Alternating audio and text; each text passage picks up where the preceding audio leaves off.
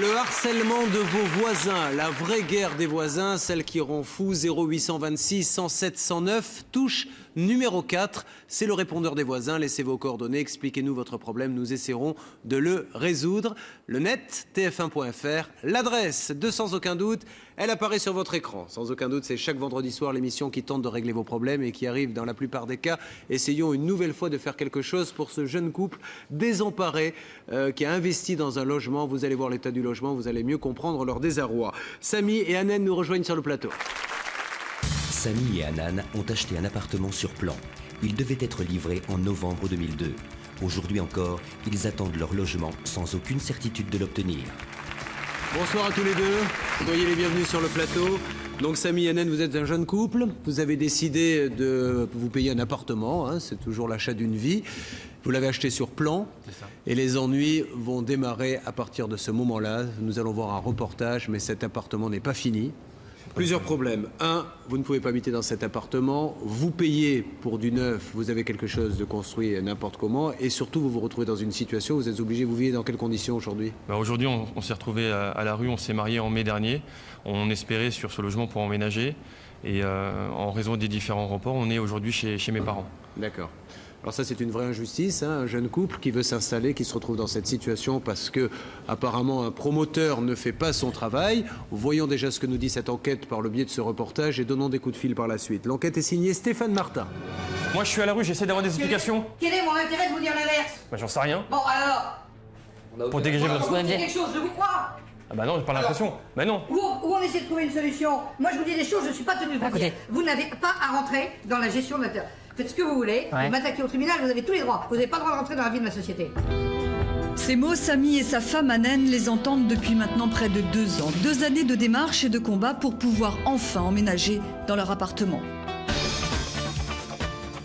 Les travaux vont-ils enfin prendre fin ? Samy et Hanan vont-ils savoir quand l'appartement leur sera livré ? Les malfaçons seront-elles réparées ? Autant de questions auxquelles ce jeune couple attend des réponses. Vous, en fait, vous avez peur qu'il cache un petit peu tous les défauts pour vous dire, vous vouliez votre appartement, vous l'avez maintenant. Exactement. Mais... Je suis à la rue, j'essaie d'avoir des explications. Quel est mon intérêt de vous dire l'inverse ? Bah j'en sais rien. Bon alors. La suite de Sans aucun doute, c'est dans un instant.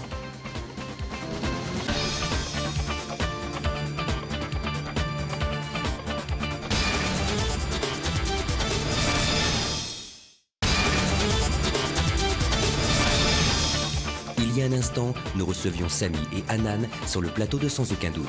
Ils devaient prendre possession d'un appartement il y a plus d'1 an. Aujourd'hui, ils attendent encore.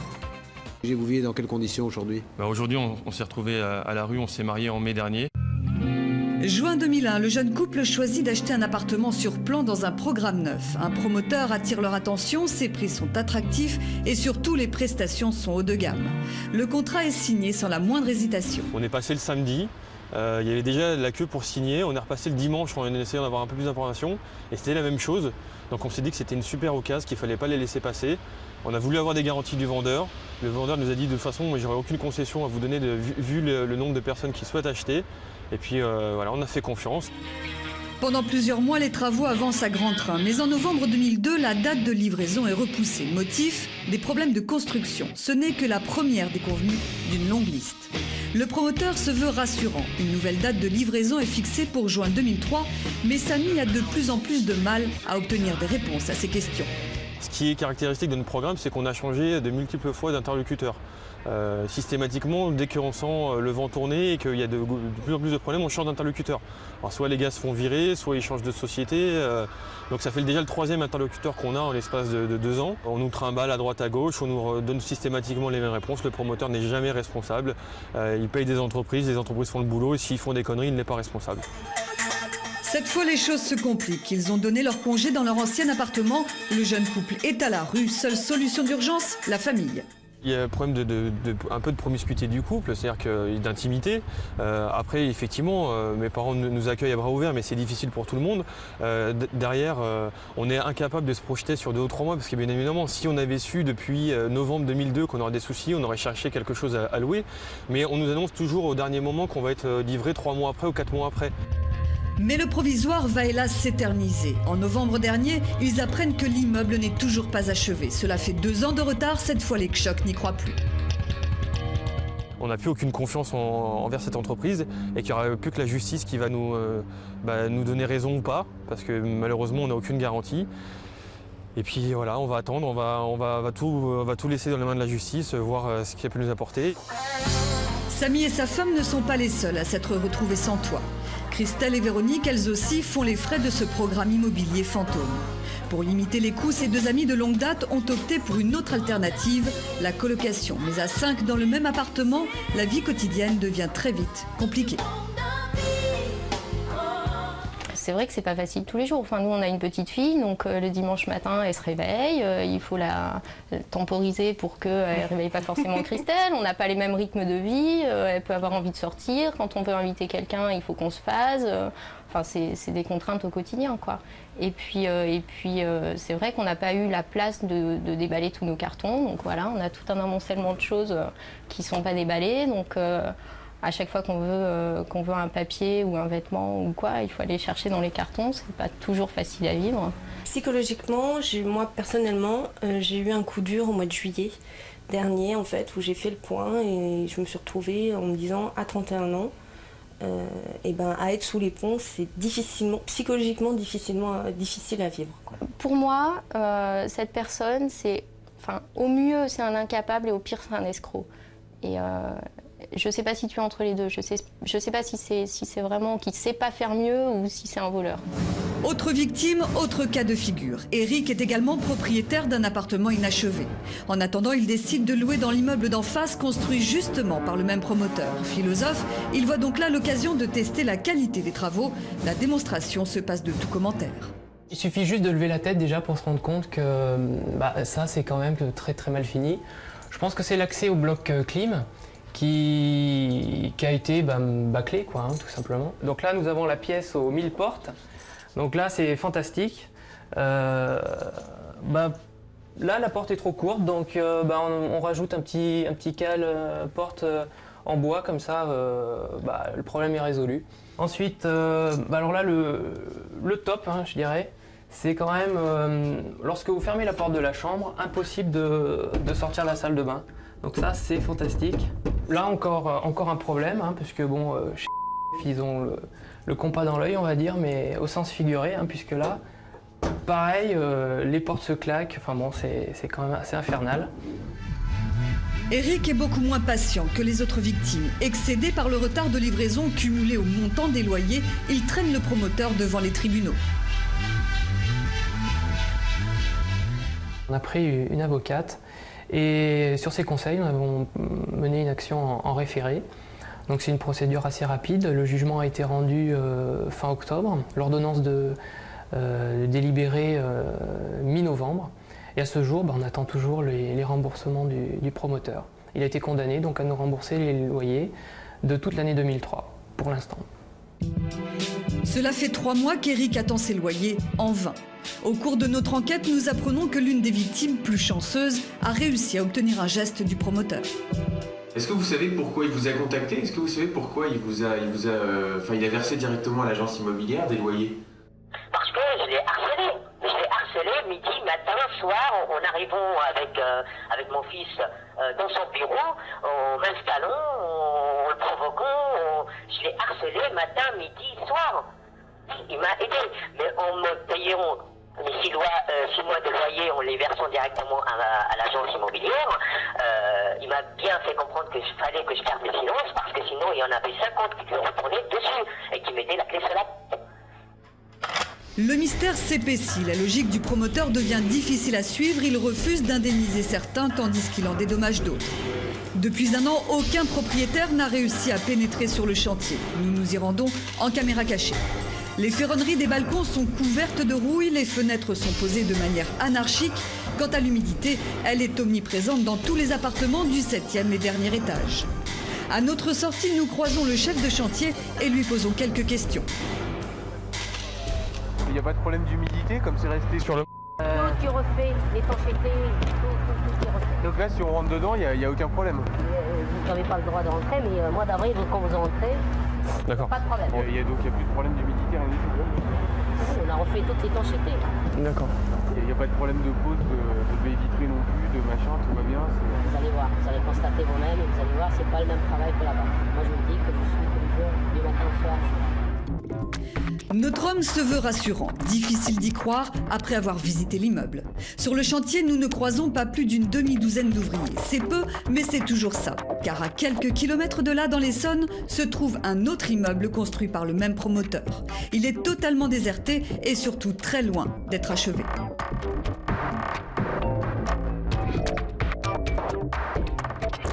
Mais tous ces éléments n'apportent aucune réponse concrète à Samy et à sa femme. À force d'insister, il obtient un rendez-vous avec le promoteur et son fils. C'est leur première rencontre. Samy essaye de comprendre pourquoi le chantier n'avance pas. Systématiquement, on parle d'argent. Les entreprises me disent on n'est pas payé, on n'arrête pas. Non mais systématiquement, c'est pas une fois, deux fois, c'est tout le temps, tout le temps, tout le temps. C'est leur réponse facile. C'est leur réponse facile. Qu'est-ce qu'ils vous donnent comme preuve? Demandez-leur une preuve qu'ils ne sont pas payés. Demandez-leur une preuve. Alors là, je vais vous dire, moi je suis venu à l'huissier et j'attaque en diffamation. Bah, pas de souci. Moi je n'ai aucun compte à vous rendre, qu'on soit bien clair. Attendez, monsieur. Aucun compte à vous rendre. Vous n'avez pas à vous immiscer dans la gestion de ma société. Pas plus. Je m'immisce pas, je me renseigne. Mais même, se renseigner, c'est s'immiscer. Moi je veux bien discuter positivement, mais je ne veux pas discuter avec un flic. Moi je suis à la rue, j'essaie d'avoir des explications. Quel est mon intérêt de vous dire l'inverse? Bah j'en sais rien. Bon alors. Pour dégager votre OMG. Quelque chose, je vous crois. Ah bah non, j'ai pas l'impression. Bah non. Où on essaie de trouver une solution. Moi je vous dis des choses, je ne suis pas tenu de vous dire. Vous n'avez pas à rentrer dans la gestion de la terre. Faites ce que vous voulez, vous m'attaquez au tribunal, vous avez tous les droits. Vous n'avez pas le droit de rentrer dans la vie de ma société. Le dialogue s'avère difficile. Samy tente alors de négocier un rachat de son appartement. C'est une erreur. Donc vous, là-dessus, sur la reprise de mon appartement Alors moi je ne fais rien du tout. D'abord, j'aurais pu être tenté de faire quelque chose. Mais les relations que vous avez créées entre vous et nous me poussent à être purement factuel. Ah bah y a pas de souci hein. Moi je suis pas marchand de tapis. Bah moi non plus. On n'est pas au souk de Marrakech. Ah bah bon, non, y a pas de souci. Bon, donc moi je veux voir un truc à un prix donné pour une prestation donnée. Je fais pas de réduc, jamais. La réponse et le comportement du promoteur sont clairs. Il semble ne rien avoir à se reprocher et se refuse à tout dialogue. Face à lui, des dizaines de familles qui se retrouvent seules face à leurs dettes. Nous avons tous un petit sourire car nous avons l'habitude de ce genre de comportement. En général, la meilleure défense est l'attaque quand on ne sait pas quoi répondre. Mais c'est dramatique dans votre cas. Alors, parmi donc les bonnes nouvelles, c'est que ceux qui ont attaqué ont gagné, mais les mauvaises nouvelles, c'est qu'ils ne les paient pas. Puisque c'est le cas de ce jeune homme que l'on a vu dans cet appartement. Et là, je veux dire, la caméra nous a prouvé que ça n'était ni fait ni à faire, quoi. Je veux dire, les deux portes qui s'entrechoquent, on ne peut pas ouvrir, c'est incroyable, quoi. Qu'est-ce que vous avez, quel feeling avez-vous eu quand vous avez été le voir? Celui d'un homme qui ne sait plus quoi faire, qu'est-ce que vous avez ressenti? C'est-à-dire qu'aujourd'hui, le PDG en personne reprend la gestion de ce dossier-là, parce qu'il a usé un petit peu de multiples interlocuteurs. Bon, aujourd'hui, son fils reprend la gestion du dossier, mais on sent qu'il n'a pas le charisme de son père pour mettre un petit peu, comme vous l'avez dit, la meilleure défense, c'est l'attaque. Donc il n'a pas ce charisme-là, donc il laisse papa au charbon, et puis on nous avance des dépôts de bilan à répétition. Aujourd'hui, le promoteur... Des dépôts de bilan de qui? Des entreprises, non, des entreprises qui le mandatent. Qui le mandatent. Alors donc, c'est ça les raisons, en fait, parce que dans le reportage, donc on a bien compris que sans arrêt, la date de livraison est repoussée, mais pour quelle raison? Pour celle-là? Pour celle-là. Aujourd'hui, sur notre programme immobilier, on est à 4 dépôts de bilan. 2 entreprises de gros œuvres et 2 entreprises de seconde œuvre. Donc c'est là que mon épouse, on se pose des questions. On se dit comment un promoteur qui se dit sérieux, qui a quand même des références, parce que sur son site internet, il a des références, arrive à trouver des entreprises qui se cassent la figure les unes après les autres. Et inversement, au-delà des entreprises qui déposent le bilan, au niveau des malfaçons qu'on a pu constater à travers le reportage, on met tout ça sur le dos de l'architecte qui n'a pas rempli sa mission et qui est responsable. Alors sur le plan maintenant vécu au quotidien, vous en avez ras-le-bol, madame? Moi personnellement, j'ai été très blessée par cette histoire. Je sais vraiment plus quoi faire, j'en parle toute la journée, j'essaie de me remonter le moral comme je peux, mais c'est pas évident. C'était un peu le démarrage dans la vie, quoi, d'un jeune couple. Absolument, pour commencer une vie maritale, j'ai toujours rêvé mieux. Vous y croyez encore à cet appartement? Je sais plus.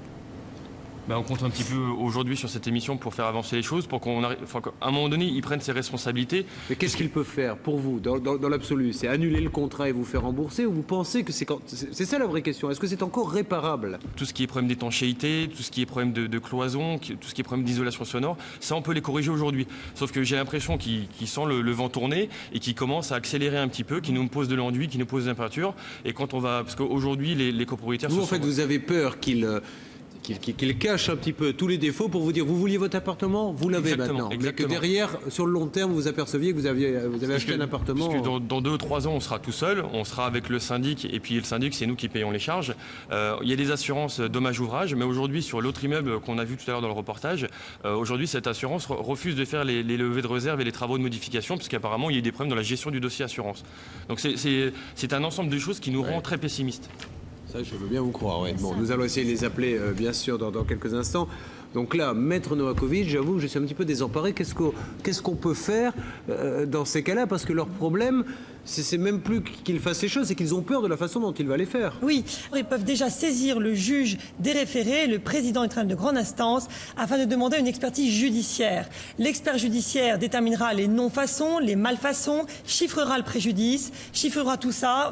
Quand je parle du préjudice financier, s'ajoutera bien sûr le préjudice moral qui sera réclamé au fond. Mais là, c'est la première des choses à faire, c'est saisir absolument le tribunal. Alors, qu'est-ce que vous attendez, madame, aujourd'hui de cette émission? Parce que vous m'avez l'air un petit peu abattue par tout ce qui arrive. Et je vous comprends, hein, on le serait à moins. Alors, ce que je veux, dans un premier temps, comme tous les copropriétaires, j'aimerais avoir mon appartement en bonne et due forme.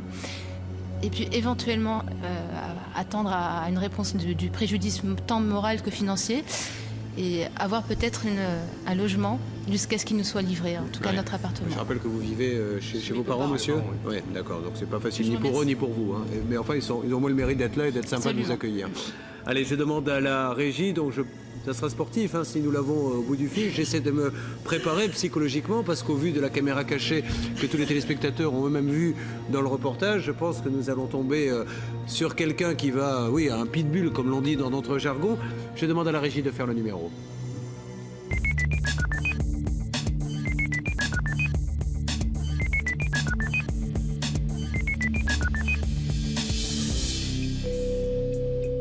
Oui, bonjour, Julien Courbet à l'appareil. Pourrais-je, s'il vous plaît, avoir le responsable? Il est en réunion. Ah, alors, est-ce qu'il n'y a pas possibilité d'aller le voir durant sa réunion? Vous pouvez patienter? Bien sûr, madame. Je vous remercie. Merci à vous. Allô, oui? Oui, bonjour, monsieur. Julien Courbet à l'appareil, je ne vous dérange pas? Pas du tout, enfin je suis en pleine réunion, mais... Bon, j'en ai pas pour longtemps, monsieur. Dans le cadre de l'émission Sans aucun doute, donc nous, vous savez, nous essayons d'aider des personnes qui ont des problèmes. Nous avons entre autres un couple qui s'appelle Sami et Anen Kchok, vous connaissez certainement? Oui, c'est un de nos clients, oui. Voilà, bon, qui ont un terrible problème sur leur appartement. Alors, comment se fait-il qu'ils n'arrivent pas à avoir leur appartement et que sans arrêt la date soit repoussée? Alors, j'ai reçu monsieur Kchok longuement pour voir avec lui tous les problèmes, mais la semaine dernière, et je crois lui avoir répondu à l'essentiel de ses questions. Alors, c'est-à-dire? Alors, il me posait des problèmes sur des travaux qu'il avait demandés, ils ont été résolus, et il me posait des problèmes sur la date de livraison. Alors, la chose est simple. Ou compliqué. D'abord, je suis très ennuyé de voir que monsieur et madame Kchok sont dans le souci. Et je fais tout ce qui est en mon pouvoir pour les aider à résoudre ce problème. Quand auront-ils leur appartement livré? Quand ils auront leur appartement livré? Écoutez, aujourd'hui, nous avons maintenant rétabli tous les marchés de travaux manquants. Le chantier est repris à 100%. Tous les corps d'État, y compris ceux qui avaient déposé leur bilan, et les malfaçons d'entreprise Gros Œuvre qui a déposé son bilan, qui étaient nombreuses, sont toutes reprises. Bon, j'attire votre attention. Nous sommes aujourd'hui sur une livraison prévisionnelle fin avril 2004. Il y aurait eu un retard de combien? 1 an et demi. 1 an et demi. Par rapport à l'acte notarié. D'accord. Bernard Sabat. Juste un mot, monsieur. A priori, vous avez différents chantiers pour lesquels vous professez. Quand on est dans la difficulté de ce couple qui est donc jeune marié, qui vit chez les beaux-parents, vous imaginez un petit peu la difficulté pour eux d'avoir une vie de couple. Est-ce que vous ne pourriez pas les aider justement à trouver un logement pendant cette période où vous ne pouvez pas être actif dans le cadre de vos réparations ou de vos aménagements? J'en mets un immédiatement à leur disposition. Pardon? J'en mets un immédiatement à leur disposition. C'est vrai ou ça? À Saint-Denis. Bon, écoutez, ça c'est une bonne nouvelle. Ça, monsieur, c'est une très bonne nouvelle parce qu'ils vivent. C'est parfait. Très bien. Bon, donc monsieur, pour résumer, parce que c'est bien qu'on vous ait eu au téléphone. Vous leur mettez un appartement à leur disposition dès demain? quand ils veulent. Ça c'est 1. Et 2, vous pensez que ce sera fin avril 2004? Oui, enfin aujourd'hui, la maîtrise d'œuvre qui est en charge du projet me donne fin avril 2004. Alors évidemment, il faut regarder les choses en face. Si le mois de février, vous avez 8 jours, 15 jours de gel à pierre fendre, les travaux... Je veux dire, ils en sont plus à 15 jours près après. Voilà. Ils auront au moins un toit, monsieur. Mais ils auront au moins un toit pour dormir. Et aucun problème. Dernier point, monsieur, est-ce qu'il y aura une ristourne quand même par rapport à ces désagréments pour eux? Ou pas du tout? Nous avons une assurance qui couvre les préjudices commerciaux. D'accord. Et cette assurance, vous comptez la faire marcher? Ah bah bien, je l'ai déjà activée. Bien. Alors, monsieur, quand est-ce qu'ils peuvent venir pour avoir cet appartement? Alors, bah écoutez, il suffit de prendre rendez-vous. Et là, ils sont... Bon, alors, si vous pouvez... C'est à titre gracieux, monsieur, hein, cet appartement. Il n'est pas payé en appartement. Je vais demander à l'assurance de prendre en charge le logement, ce qui est tout à fait Vous êtes normal. adorable, merci beaucoup. C'est parfait. Quand est-ce qu'ils peuvent venir vous voir, monsieur? Demain, fin de matinée. Demain, fin de matinée? Oui. Bon, demain 11h, ils viennent donc à votre bureau? Oui, sans problème. Et ils pourront rentrer dans l'appartement quand, alors? Bah, on va voir ça avec eux. Bah, enfin, moi, à mon avis, le temps qu'ils fassent leur déménagement. Hein. D'accord, bah, vous savez, le déménagement... On n'a pas de préavis à déposer. Ils n'ont pas de préavis, ils vivent chez des amis à droite à gauche, donc... Écoutez, à mon avis, dans les 8 jours qui viennent, ils vont dedans. Et on viendra vous accompagner lors de ce déménagement pour montrer la bonne foi de ce monsieur, parce qu'il faut aussi reconnaître quand il y a des gestes qui sont faits, donc on viendra filmer cet emménagement. Merci, monsieur. Au revoir.